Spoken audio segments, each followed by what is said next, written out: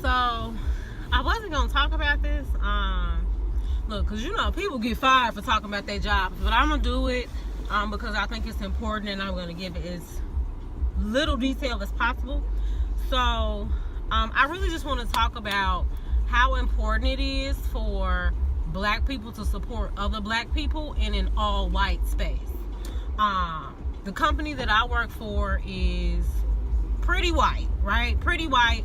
Clientele is white. Most of my coworkers are white. All my coworkers are white. The only two black people that I work with is a black nurse and my medical director, who happens to be black, but he is not around all the time. Like, he kind of pops in a couple times a week. He's there for a short period of time and then he's gone. So I don't really get to engage with him much. But what I've been experiencing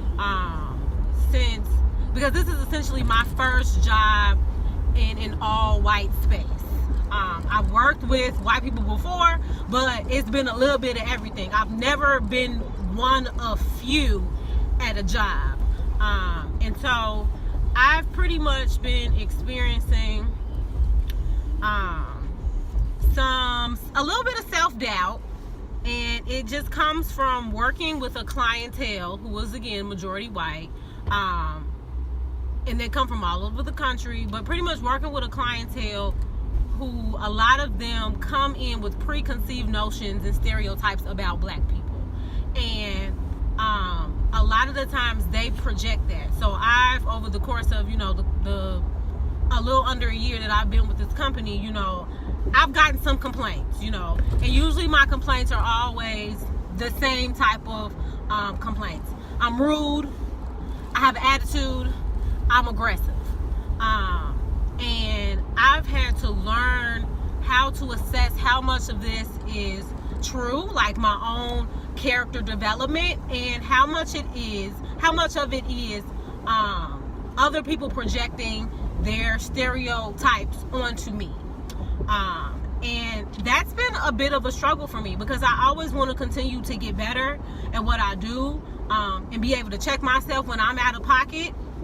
But I also don't want people to make me feel like I'm doing something that I'm not, or people who make it seem like I can't just be myself, and me being myself offends you, essentially.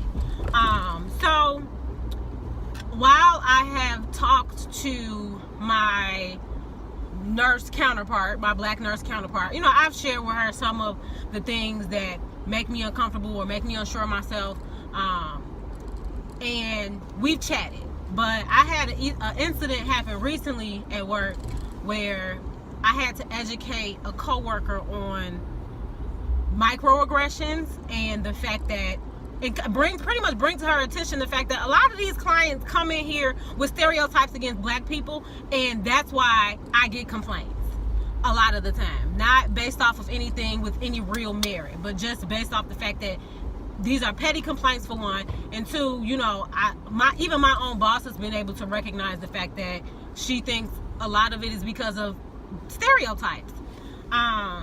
So today, after having to have that conversation with a coworker and kind of deal with some other stuff, our medical director, who I said is a black man, he was there, and I just asked him, if he had some time, could we chat, could we talk, because I really wanted to communicate with him about what I had been experiencing, and not in the sense of like trying to get nobody in trouble, but really understanding, he's a medical director. So at this point, ain't no regular Joe Schmo, no medical director. So he's made it to a place in his career where he's truly learned how to code switch and work with all different types of people in all different types of settings. So, I was like, can we just chat? Can we have a good old black talk? Because that's what I needed. I needed a good old black ass talk. So he like, sure. So, and this is our first real, like, we've talked, but not really in depth or about anything of any type of substance.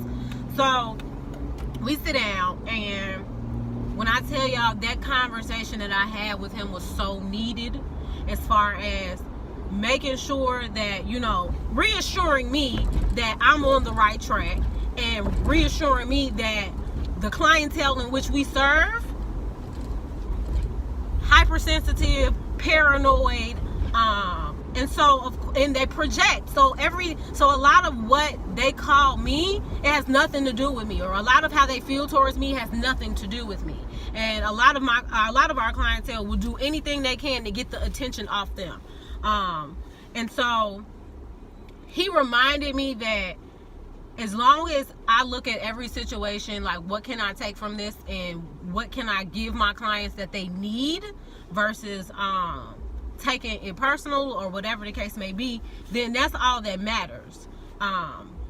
And to not let, pretty much he told me, don't let these people drive you crazy. And that's how I pretty much felt, this week. I've been feeling a little off. And it was just really important for me to have that support, to know that I was understood, to know that my blackness does not take away from how amazing I am at my job, and to remind me that, most of the clients that come in and have an issue with me, they leave loving me. And that's because they finally allow themselves an opportunity to get to know me for who I am and not for their initial judgments that they have of me. And again, that one conversation with him changed how I felt about my whole week. Because I can talk to my supervisors who are white women, and they get it and they're understanding. I actually have two great supervisors who are very aware of how microaggressions work, and have volunteered to know that, yeah, we know that some of these clients say things just because, they have a stereotype of you. So we've had those honest conversations, but they're not going to understand me like someone who is my color does. They're just not going to get it. And we have to remember that when we are in those spaces, we need to support each other. We get on social media and we see black people bashing other black people, all of this other mess, and we need to uplift each other. And that's fine out in the real world, but in the workspace where it's you and a whole bunch of white people and it's just a couple of y'all, we got to stick together, okay? Because when it comes to certain things, we are only going to be able to understand each other. Nobody else is going to be able to understand some of the things that we go through or that we experience. And you need that in that type of space. Like, I needed that black nurse. Like, because there's been times, baby, I done came to her in tears. And it could be about, it don't have to be about stuff race related or whatever, but just because I felt like she gets me, she understands me, and she's gonna have that instinct to tell me what I need in this moment. And that's not to negate anybody else, but it's just different. And I think we understand that it's different. And that's why we have little codes that we use. You in a majority white space, you see another black person, we do that, or we acknowledge each other, because we understand that once you start getting to certain levels, it's less of us. You start making your way into certain opportunities, there's less of us. So the few of us that are in there, we cannot be in there on no jealousy type shit, or trying to bring each other down, or, any of that. We have to support each other. And we have to be there for one another so that we can continue to make it in these spaces without feeling like we cannot be ourselves. Because that's what I was getting to a point of feeling like, damn, like I'm offending people by just being who I am to anybody else that don't care, So to know that I'm fine and who I am, and to not, you change how you deal with certain people, but you don't change who you are.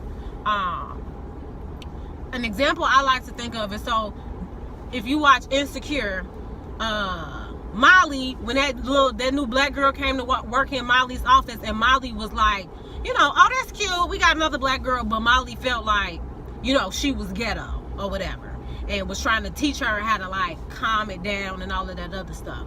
And it's like, in a way, you could tell that she really just was trying to look out, like her heart was in the best place.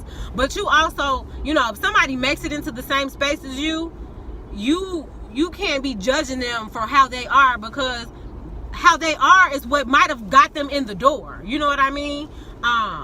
So I just think it's important to make sure that sometimes, especially in like a situation like that, we don't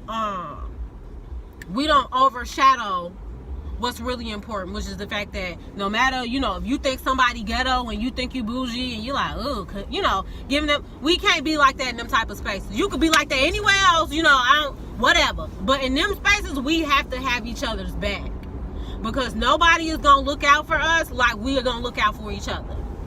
Because you best believe I hear any type of shade being thrown about my black nurse, I'm going to tell her, because ain't nobody going to look out for her like I am, and nobody's going to look out for me like she is. So I just say all that to say, you know, go out of your way. Somebody new come in your office that's black, go out your way to make them feel welcome. Go out your way to make them feel like they belong, because so many times we feel like we in spaces where we do not belong, and that's because it's not enough of us.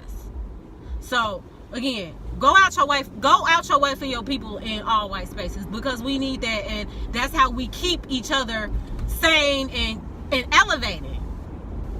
That's how we have to keep moving forward to get each other into more spaces, into more opportunities at these tables.